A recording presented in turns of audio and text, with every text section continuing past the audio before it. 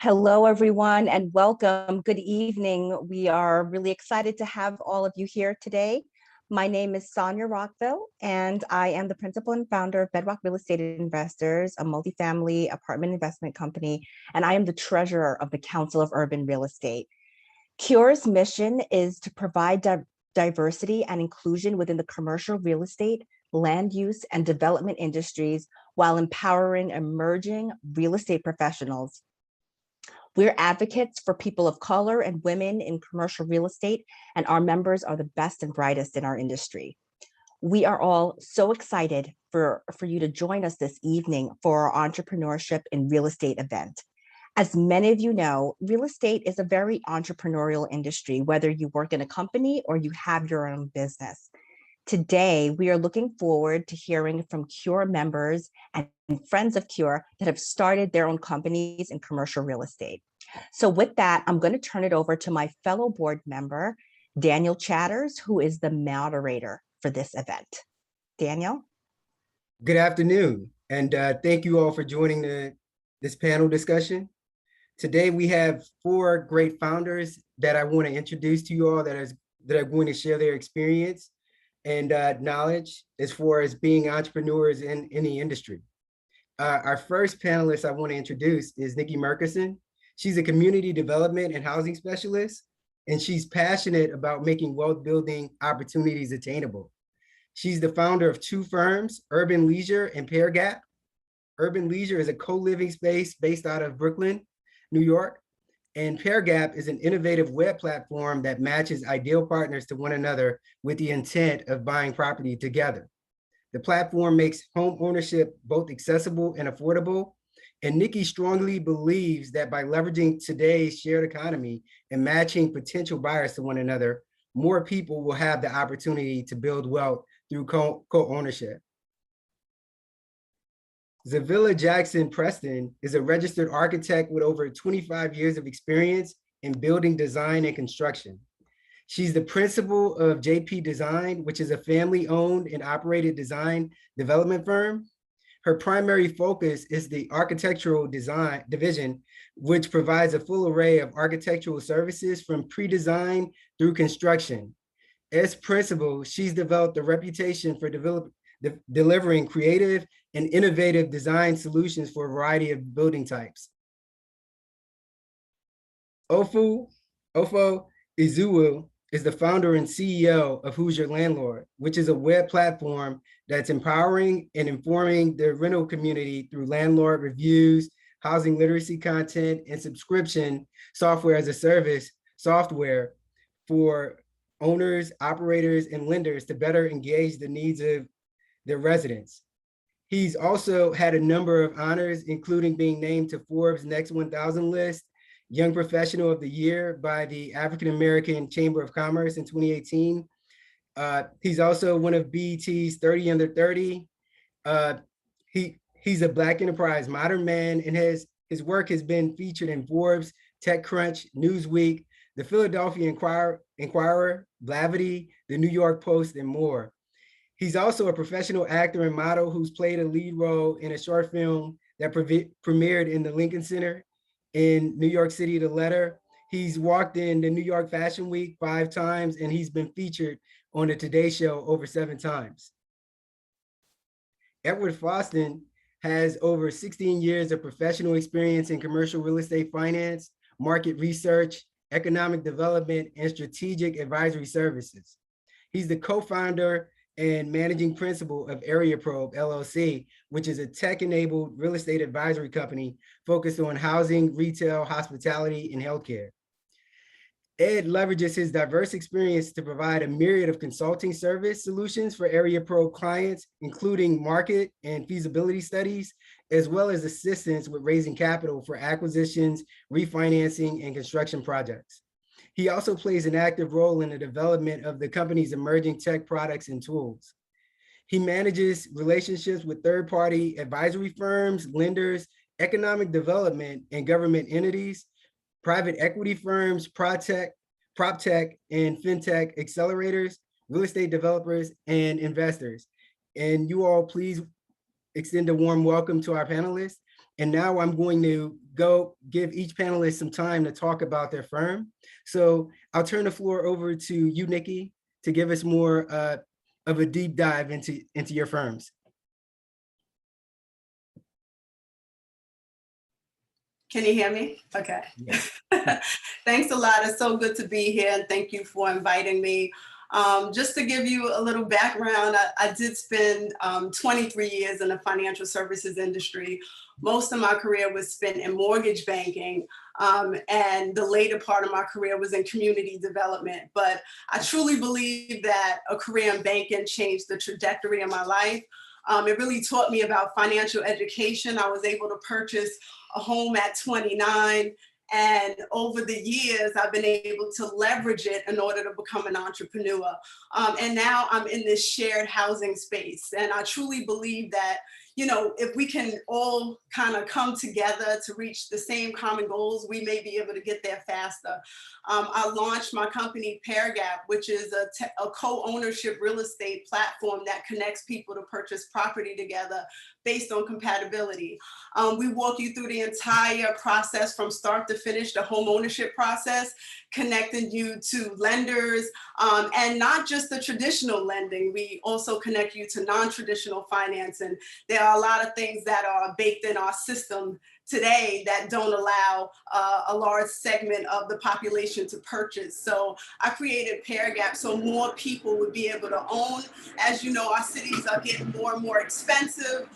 So if we kind of can join together to purchase, especially young people, then they'll be able to really, you know, create wealth at an early age, or at least start to build wealth at an early age. I am building a technology platform, and as a non-technical founder, you know, I've really had to immerse myself in this tech world, and I've become obsessed, but really fascinated with the impacts technology will have not only on the future of real estate, but our entire financial system.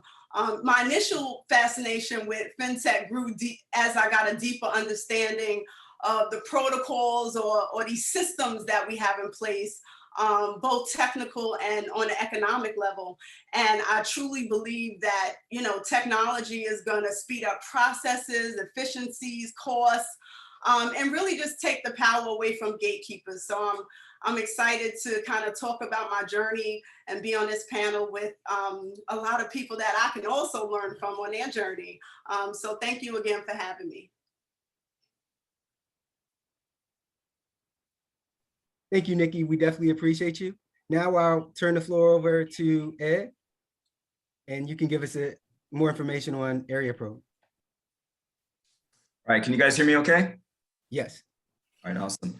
Once again, Kira, thank you so much for having me here. It's an honor and a pleasure to tell you a little bit more about myself and about Area Probe. So one of the things about our company is that, you know, my business partner and I, we used to work together a number of years ago. So it was kind of developed and forged, and I'll get more into this later on, between sort of a shared vision in terms of finding ways that we could better represent folks who look like us in the industry. We worked in banking, and one of the things that was interesting is that, you know, while we had incredible training and experience, learning how to underwrite, learning how to look at the market, you know, market feasibility of whether or not a real estate project made sense or not, oftentimes we would know of folks who wouldn't be considered, you know, clients for the firm that we worked with at the time, but yet had the potential, had, you know, the right sort of mix of things, but yet didn't have perhaps all the insight they needed in terms of getting the market study together, or better yet, in some cases, might have had some of the capital available, but not enough. And so really the idea was, how can we create a full service platform down the line that could be of service and of benefit to folks who look like us, in addition to anyone else who is looking for a nimble, you know, aggressive and creative group of guys who want to help them to finding their solutions. So you can always go to our site, areaprobe.com, but the key things that I will help to kind of distill are the three core pillars of our company. Daniel had read off some of our services, but our core pillars focus on market research and advisory services. So that means whether you're a developer of multifamily market rate apartments or affordable housing, or you're, you know, somebody who does workforce, or if you do mixed use, you know, be a mix of retail and multifamily or even office. Our partners have a number of experience in the field, in the industry, So we can help with doing feasibility reports on that end. If you are having, challenges with capital raising, that is another area in which, we are able to lend our background and our experience, and most importantly, our resource and network of folks, both in the traditional lending side, as well as some folks in private, with private debt firms, as well as some folks who are either passive equity investors or, larger balance sheets that be willing to potentially JV or partner with developers who are looking for some additional support in order to get their project off the ground. And then our third piece has become an area that I think we have become really excited about, which is sort of the analytics and tech aspect of the work that we do.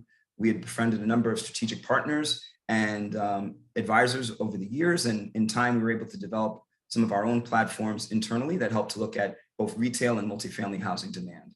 And some of that we've used to produce our own research reports. And we're in the process of now working with several cities who are our clients and are working to license that technology as well. And love to get into that in more detail, but those are some of the core services that we provide, and looking forward to discussing further. Definitely. Thank you, Ed.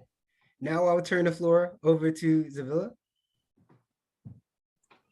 Hi, everyone. Thank you. And thank you to Cure for inviting me to participate on this panel. As Nikki said, I'm looking forward to the conversation as well. I am principal of JP Design. My name is Zavila Jackson Preston. I'm a registered architect. JP Design was founded almost 30 years ago.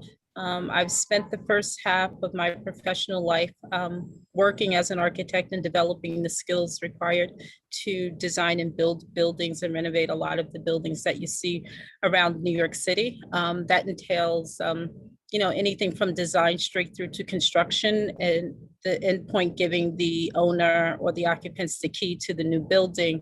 I've done that maybe for about 25 years. More recently, in the last 5 years or so, I looked at our business model and decided that maybe we want to enter the development realm on our own and seek to create work for ourselves rather than serve as a consultant or work for developers designing their buildings. So right now I'm really excited. I believe that the future is bright and brighter for us as developers than it was as architects.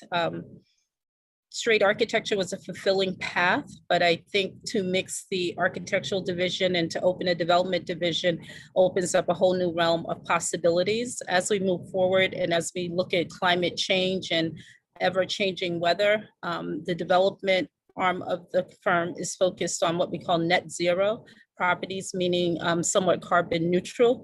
The energy equation should balance out. Energy input, energy out should equal zero.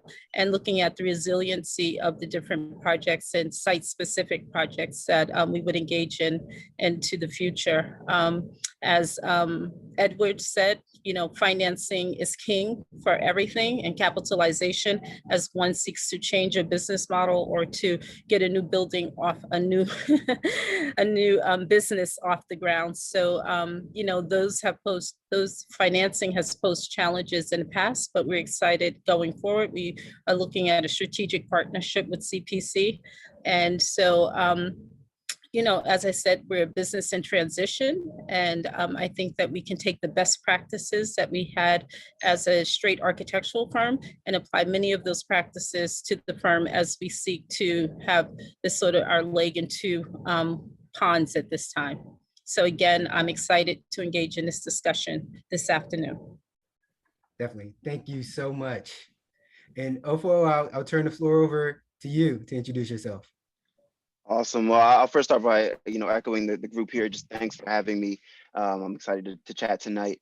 As mentioned, my name is Ofo Izugu. I'm CEO and founder of Who's Your Landlord? That's WYL.co.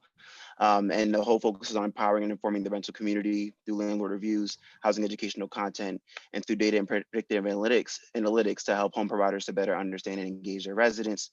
That way they can improve their retention rates, have better engagement in communications, and be more informed of the capital improvement decisions they make when it comes to the spaces that they're in. So for just a background about myself a little bit here, as you can hear in the bio a bit, I have a kind of a varied background, but my thought process on life is, we have a short time while we're here, do everything that you love to do and put all yourself into it. I started off as an entrepreneur while I was at Temple University in Philadelphia, which is actually where I'm calling from today. I started a company called Untapped, which was a brand development firm that worked with local artists and businesses on getting their message in front of the right people.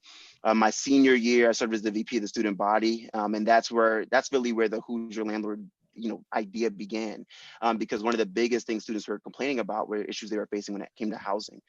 Temple, to give some historic background here, historically was a commuter school, and transitioned into becoming more of a stalwart in the Philly community with 40,000 students living in North Philly. Obviously, that changes the fabric of the neighborhood. So not only do you have college students that were, feeling some kind of energy from that, but also community members that have been here for generations. And so my goal has always been to put humanity at the center of housing. Much in the same way Airbnb has done that in the hospitality industry when it comes to travelers and hosts. We don't refer to landlords and tenants as such. We refer to them as home providers and residents, because there's been a natural asymmetry in that space for quite some time now. So in building out this platform, we now have 24,000 plus home providers reviewed across 400 plus United States cities. In that time, we've amassed millions of data points, and so now we're able to utilize this data to build out that SaaS model, build out that subscription software, to help home providers to see these analytics, engage with them, and understand how to assess them so they can make stronger decisions. But that's led to partnerships with companies like Berkadia, the third largest multifamily lender in the U.S. And then now we ran some paid pilots top of the year, converted those folks to 6-month and 12-month contracts. And so we're continuing to build from there, raising capital currently. And I'm excited to talk today about more of the things we have going on. Definitely. Thank you. And thanks to all of our panelists for giving that introduction of their firm. Now we want to spend some time having a little fun with a few icebreaker questions. So we'll start with Zavila. What's your scariest experience as an entrepreneur and how did you get through it? I think for me, my scariest experience was probably back in 2013. I had an opportunity to work with the Clinton Foundation when Bill Clinton moved his office to New York City. And they had, I guess, what they call something like Clinton Fellows, where they selected Harlem business people to sort of help you develop your business, do some business development. And so it was a 2-year process for me. The first year was sort of fine. The second year, you're assigned a personal mentor. So I was assigned this gentleman, Mr. Brodsky, who owns storage units all over New York City. And I go to meet with him. I would meet with him once a week. The first week I met with him, he was a numbers guy. So he's just started asking me all of these questions about margins and, revenue generation and, not what I did today, but what I anticipated for 6 or 12 months or 18 months out. And honestly, I hadn't thought about it. No one had asked me those sort of questions. I was really operating a business as if it was a point of sale business at that point. And so that process for me was like, I guess, almost getting an MBA in a business education, but it was very scary for me, that first encounter, because what it told me was, though I was a proficient architect, I knew almost nothing about the finances of my business. And I had been in business for more than 15 years at that point. To sit in a room with someone and really understand that I almost knew nothing about the money making part of my business was very scary. Thank God I'm a fast learner, and thank God that he was willing to sit down and explain to me what I should have known just about the money making part of my business and what it meant to, really have long view of the cash flow and all of these kinds of things. So for me, that was a scary moment, but I stared it down in the face and I sort of grabbed the bull by the horns, as one would say.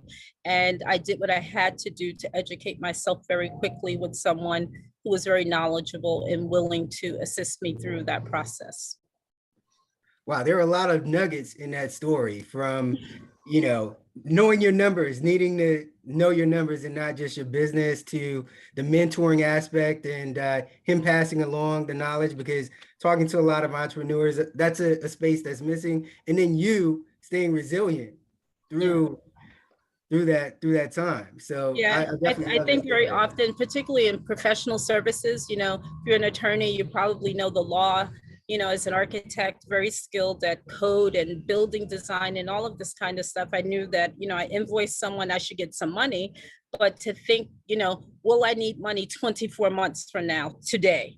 That was not on my radar. And so I like to tell people that for the first half of my professional life, I was an architect running a business, and now I believe I'm a business person who happens to be an architect. Definitely, I love this story. Now, Ed, I have a question for you. What's the best piece of advice you've ever been given? You know, it's funny. There's so many pieces that you can take from life in general, from what people have said or what you've heard. I'm going to give you one, and I'm going to give you like 1.5. It's something from my dad. I have to save it for the end. But the first one was actually it was a corporate training I was part of a number of years ago, and it was led by a life coach who talked a lot about the things that preoccupy our minds. And if you think about it, if you're contemplating jumping into entrepreneurship and you're not sure what people are going to say and think, and more importantly, like if it's the right, you know, basically the right move to make.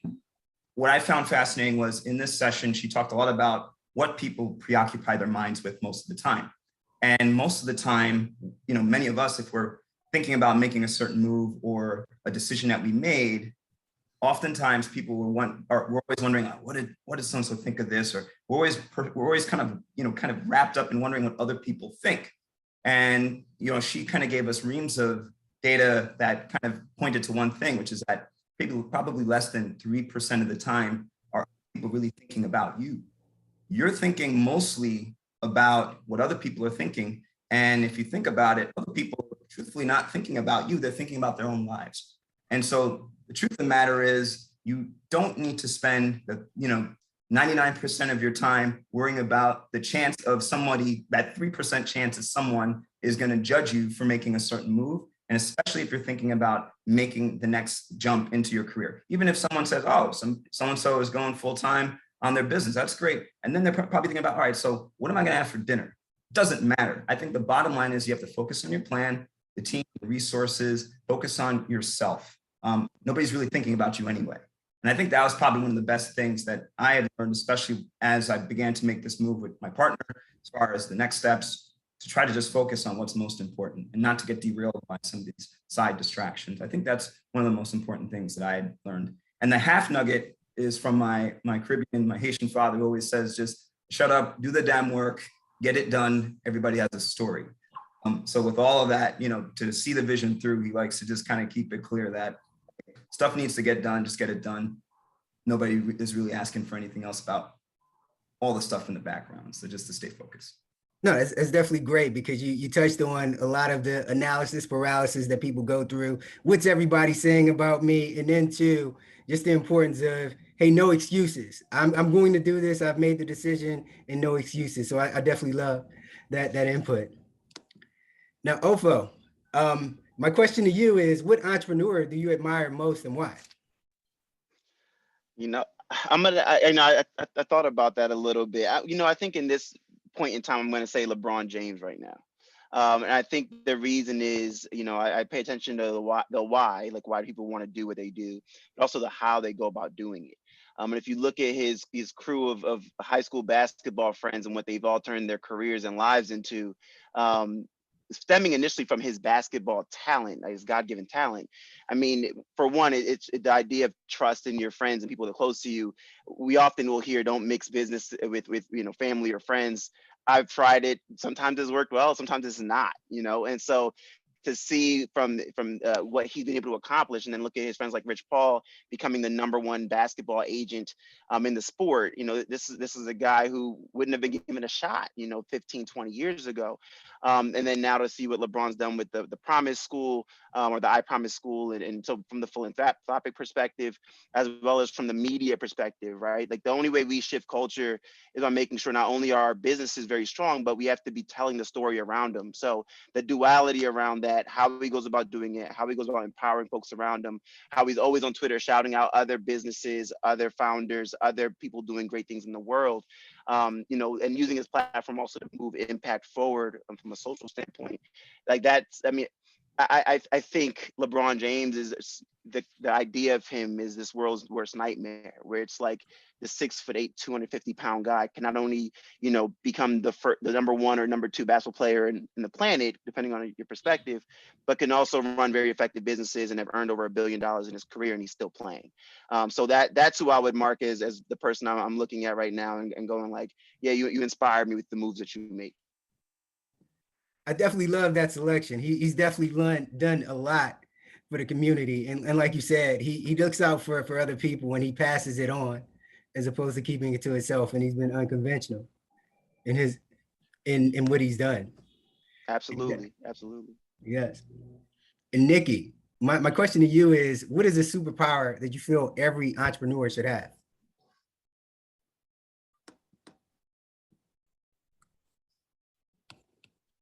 That darn mute button. Sorry about that. There's so many. I became an entrepreneur before I even knew I was an entrepreneur.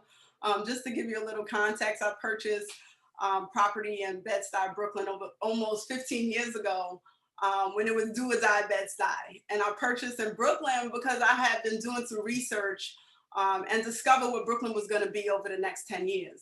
But I got to tell you, it was really hard to hold on to those properties over the years, especially as a single mom of 2 kids. And after the market crash, it got even harder. So I kind of always lived my life like one paycheck away from losing it all. So I really had to hustle. But what I realized is that it wasn't just me, it was the system failing the middle class people, right? So I turned my properties into a business so that I could think of other pathways so that I can reach my goal.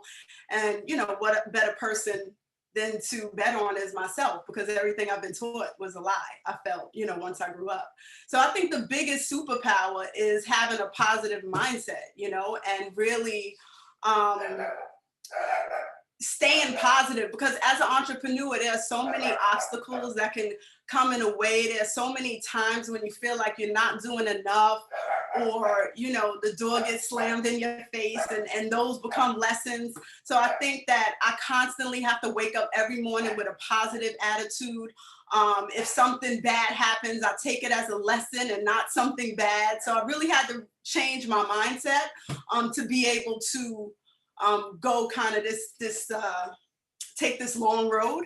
But then also after the pandemic, I think the biggest superpower is believing you have the power to change the world, because I think that we've had a reset and we're at a level playing field right now. So something that you create today can become the norm going forward, right? So I think that we're in a really exciting place. So I think that, you know, as an entrepreneur, as long as you believe that you can make an impact, that you can change the world, and you surround yourself with other people like that, I think anything is possible in this time. So everybody should, you know, kind of take advantage of that, because I don't know of a time that we've had this space, you know? So yeah, that's the superpowers.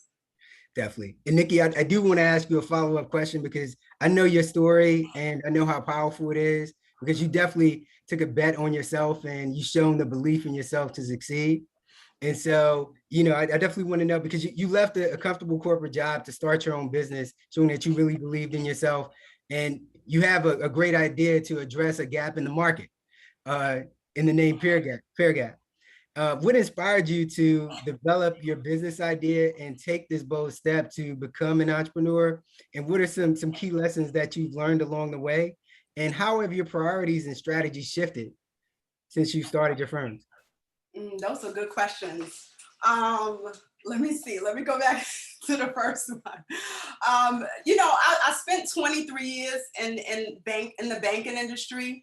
And I think that one of the hardest things that I ever had to do in my life was leave that job, because, you know, I was at what I thought was a comfortable salary. You know, I was, you know, making good money. I was traveling and I was helping communities figure out, you know, and teach them about financial education. So I think I was at the peak But what inspired me is through that work in community development, I started, covering more and more cities and realizing that it wasn't just New York that people were getting priced out of their neighborhoods. It was, a lot of different urban communities. And I really wanted to come up with a solve because, my job was to work with low to moderate income people, but mostly middle class people, were the ones that came out for the information.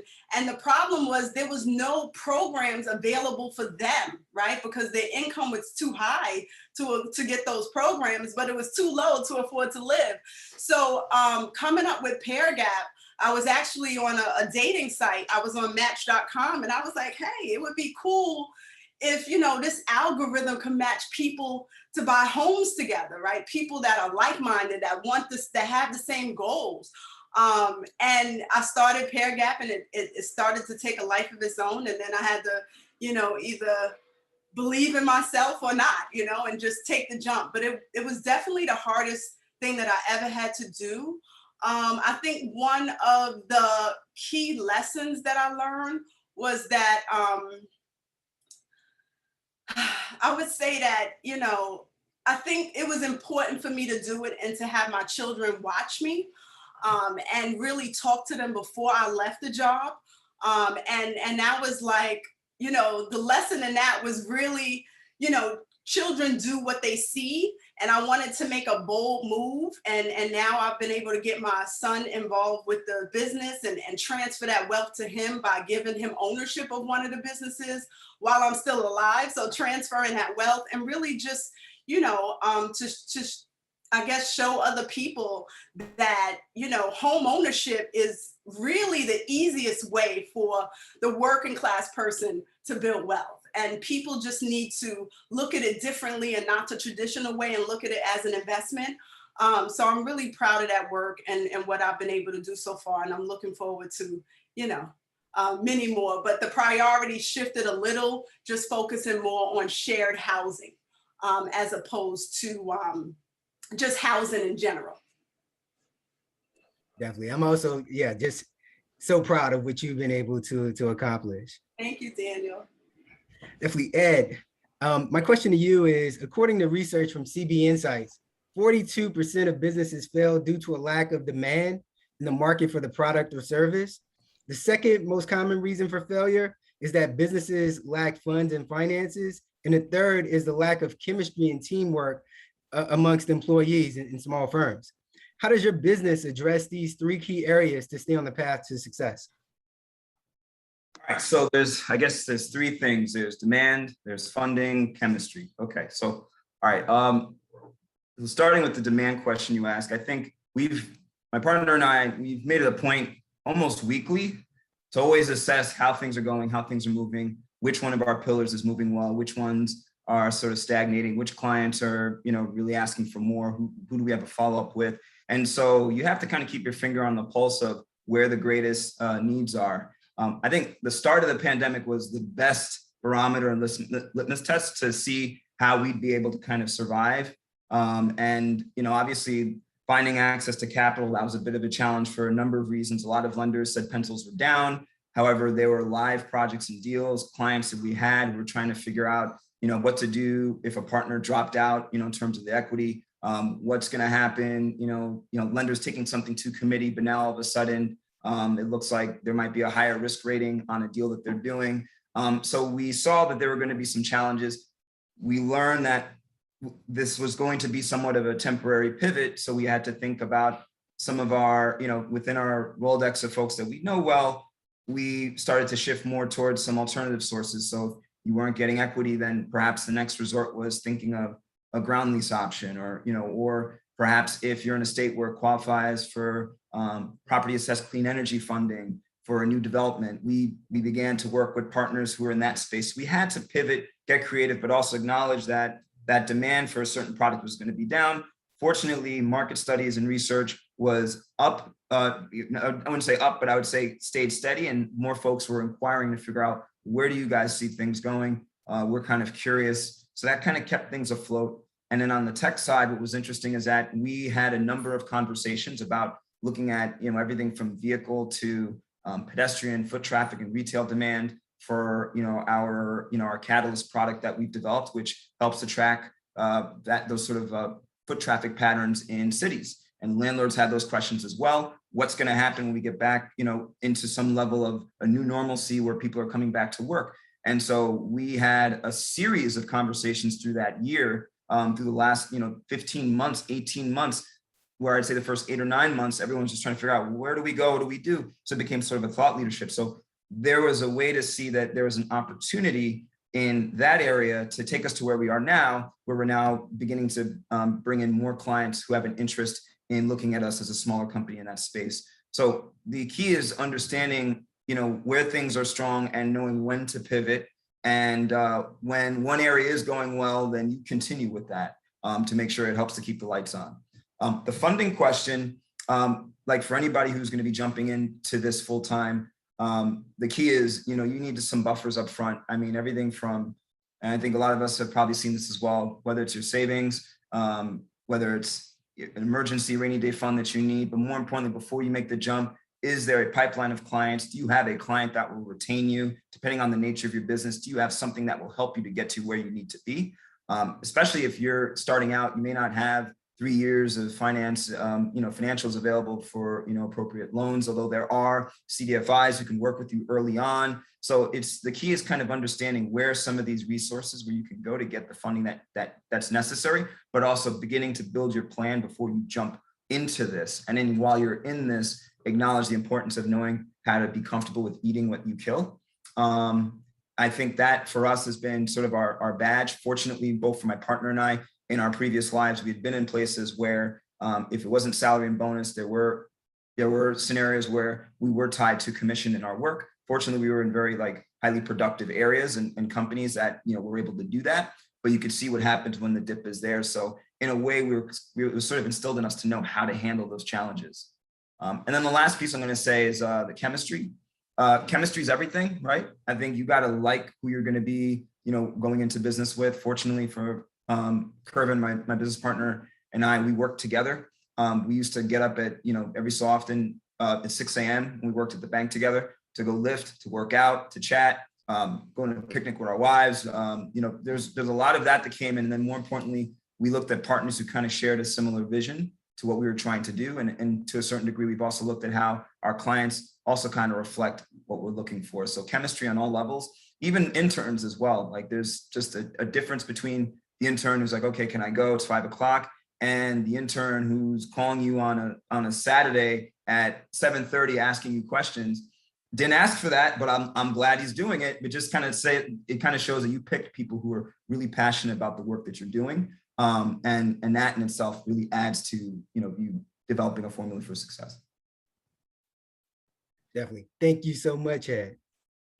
And Ofo, since 2016, Who's Your Landlord has raised over $1.1 million and reviewed over 44,000 landlords across 500 US cities.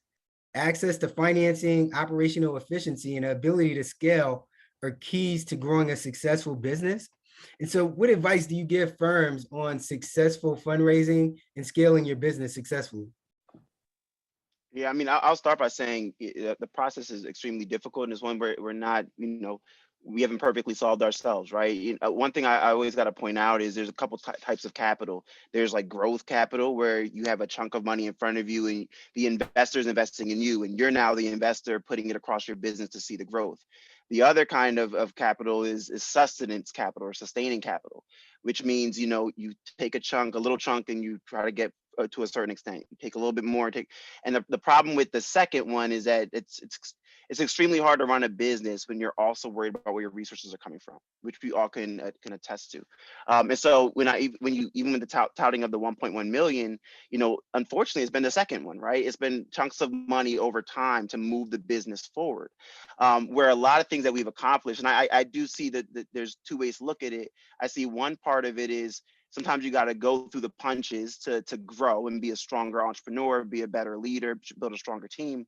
And then the other way I look at it is what happens in that natural attrition when it takes you longer to raise capital. So I had a VC, a friend of mine, who was saying she was looking at her portfolio and started realizing a trend across Black and Brown-led companies and women-led companies. And it was that most of them, by the time they were invested by her firm, had some kind of co-founder or higher up employee that was no longer with the team, but still had an equity stake. When she started digging further, she was realizing that oftentimes for Black or Brown-led companies or women-led companies, it was taking them longer to raise their seed stage capital. So as a result, partners that just couldn't thug it out anymore, right? Like just didn't have the resources left.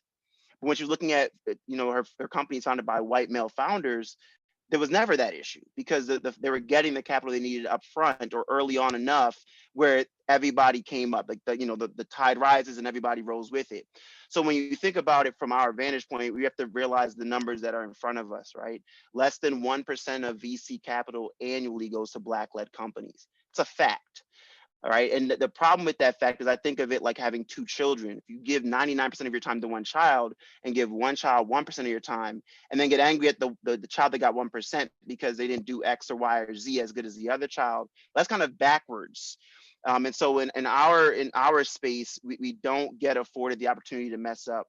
We don't get afforded the opportunity to fail. Because when we do, we actually are wearing the opportunities for so many others that might not get a chance if we don't do it the right way. So when thinking about financing and funding your businesses, realize it's a tough slug. One of the strongest pieces of or insight I got from a founder, a friend of mine, and a mentor was, be prepared for if you're raising capital, it's going to be twice as long and cost you twice as much time and money to get that capital. Well, he was speaking as a young white Jewish dude, and he said to me, that's going to look very different for you. And he's absolutely right. It's 4 or 5, 6 times harder. And I was just talking to an angel firm today, a gentleman that sits on the board of a national angel investment association. And he said, his firm was doing research and they found that due diligence for Black founders is 6 times harder than white founders. So these are the real numbers and the things that we're up against. And so when you're thinking of, who's going to invest in your company, you think about how to source your deal, get it out there. It's very important to work hard to find Black and Brown investors, but also too, to make sure, we're doing our research as best as possible and to realize when you're going through those rough patches, it's not always you, right? Sometimes it's systems take time to change. And so I think the more we don't internalize, sometimes you'll hear, oh, you're just too early. Well, unless you know what exactly they were talking about, you learn sometimes some funds ran out of money and won't tell you they ran out of money. They'll just tell you you're too early.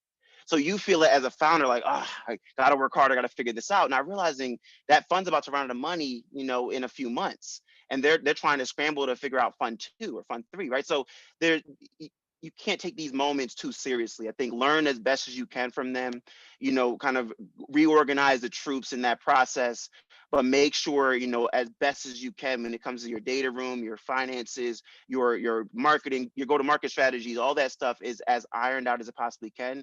Because again, if it's 6 times harder for us in the due diligence process, we got to be as prepared as possible to do it. Definitely. Thank you so much for those nuggets. And Zavila, I want to ask you, your firm was founded close to 28 years ago. And as we know, in commercial real estate and in architecture, the percentage of licensed architects as well as Black professionals in the commercial real estate industry is around 2%. How have you navigated and thrived in the industry despite the lack of diversity?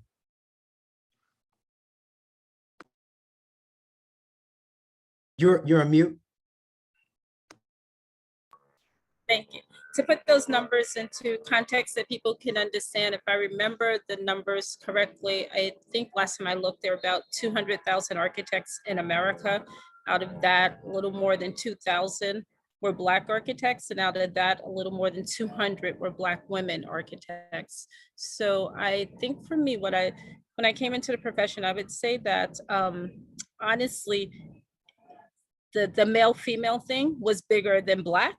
And to be a Black person and to be female were 2 challenges because it's a male-dominated profession. It's a basically white dominated profession. And how do you address that sort of challenge? For me, it was just, I fell into a very simple answer for myself, and it was to pursue design excellence. That as long as I pursued excellence and that I demonstrated a high skill set in my pursuit of design excellence for every client that I service, that I would be okay. Did I make $1 million of the last 20 years? Probably not. But what I did do was build a firm where people came to us as repeat clients. We don't have a shingle that hangs out or anything like that. I was saying 28 years, we've had repeat clients, and almost every client we get is a referral. And when people call us, sometimes I'll say to them, you know, well, how many architects are you interviewing or whatever? And they're like, nope, the person I said to, don't look for anyone else, is only you. So let's negotiate the number. Or in one case, someone told me that they called 3 different people and asked them to refer someone, and all 3 would only refer me. So I think that to some degree, that is part of the pursuit of excellence. The other thing is, I was born and raised in the Harlem community. I come from a family that was very big on volunteerism. As I grew up as a child, I volunteered for many things in the Harlem community. And so that helped me when I first started my firm, that others saw me as someone from the community and said, hey, you're an architect now, you know, come over here, we have some work for you. So I think that, you know, it's always at the end of the day about relationships and nurturing relationships and knowing your craft well, and for the lack of a better term, not half-stepping. And that, you know, to some degree that will carry you. The capitalization and the financing part of any entrepreneurial venture cannot be understated. But even if you have all the money in the world and you have not prepared yourself for those opportunities by honing your craft and being prepared to deliver what you said you will deliver, you will not be successful. So there is a multifaceted process for no matter what line of business the entrepreneur is in. But I think as long as a person is trying to work to their highest ideals, and then they can figure out how to be capitalized and have the money in place to achieve their goals, then I think, you know, you can sort of get there. Definitely. Thank you very much. Those are definitely some great information. I know we did receive a question from the audience, and anyone feel free to opine on this question. But with the impact of COVID-19 still being seen today, in what ways do you think the commercial real estate market has been impacted, and how do you think it will pivot? From Samuel. So, I mean, I can kind of speak on this. I'm not like heavy in commercial real estate, but I think it's important even in the residential space to pay attention what's going on in the commercial space, because it affects the way people live. And I've been doing a lot of research on how not only the cities in the US, but these countries are reshaping their cities.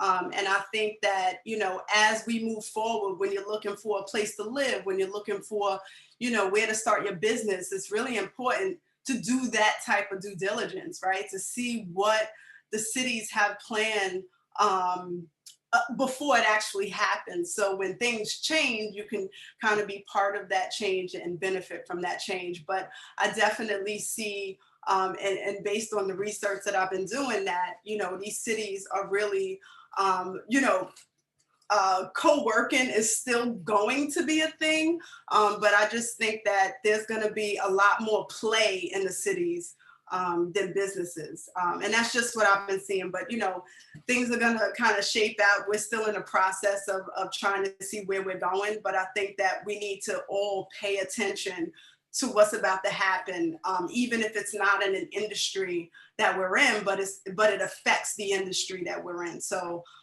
we can stay ahead of the curve. I'd just add from the construction industry side, I think what we can say in the immediate terms is that it has almost doubled the cost of construction materials. And so we see the prices of our jobs being inflated relative to just the cost of actual materials. And I would also say that most of the people that I work with in the construction industry are experiencing a labor shortage. So between the labor shortage and the cost of materials, the cost of jobs are like almost doubling. And so that's hurting a lot of people. And they're starting to say, hey, maybe I'm just not going to do this work right now. Wait a couple of months and see if things even out more than pay an inflated price today. Yeah, I'll just even add to that. One of the things that I've noticed when speaking with lenders and other investors is that when it comes to construction and development projects, a lot of lenders are even more concerned when it comes to developing office. Speculative office financing is a big question mark depending on the market that you're in. I am working with one client who's looking to develop down in Florida. Different story. Some lenders are a little bit more comfortable knowing that Florida has seen a net migration from the north.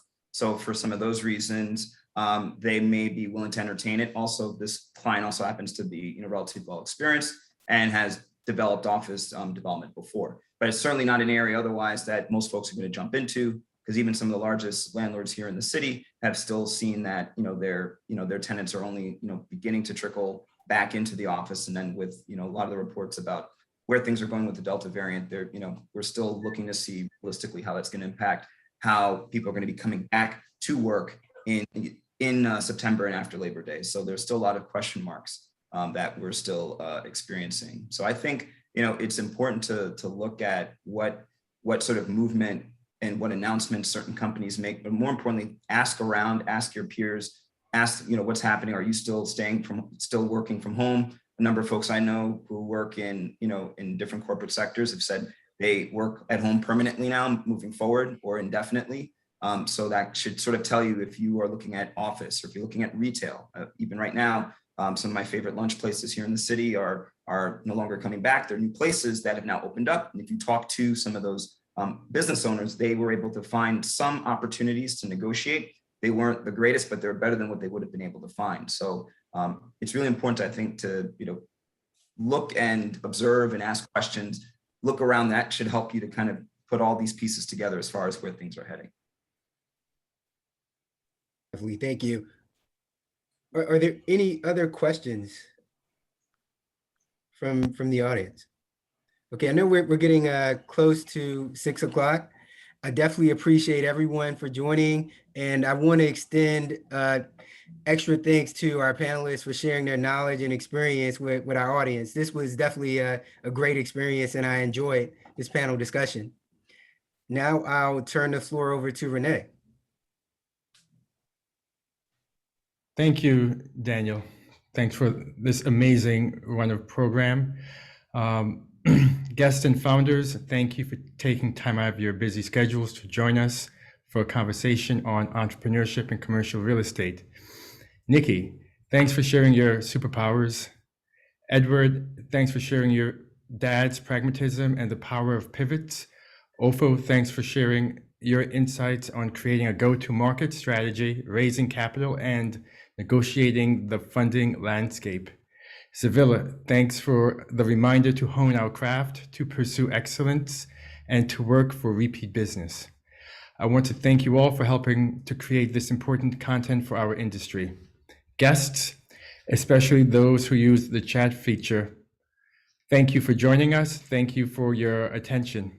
The Board of Cure will take a 3-week summer break to close out these last days of August, but you should stay tuned for fall programs and announcements about how you can get more involved with the organization. If you're not currently a Cure member, you can head to our website for instructions on how to sign up for membership. If you're interested in creating content, connecting with Daniel or other board members, learning more about Council of Urban Real Estate, please head to our website to get in touch with a board member after this program. If you're a Project REAP alumni, I encourage you to take advantage of the discounted membership rates for recent graduates. If you're not sure how to take advantage of those membership discounts, get connected through our website. Thank you very much. Hope you all have a good night. Thank you all. Everyone have a good night, and thank you all for joining again. I am going to, place our website into the chat, and please feel free to connect with us. And we'd love for you all to become members of CURE. Thank you all, and have a good night. And again, our website is www.cureny.com. Thanks, and we look forward to talking to you soon at future events. Thank you. Good Thanks night. for having us. Thanks, everyone. Thanks, everyone. Night.